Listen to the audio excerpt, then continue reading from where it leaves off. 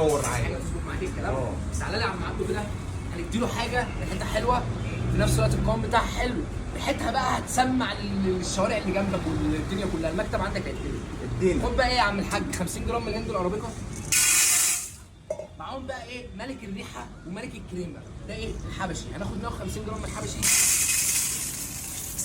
وبعدين هنظبط الكلام ده كله. هنظبط قوامه بايه ب 50 جرام من الهند الروبستا.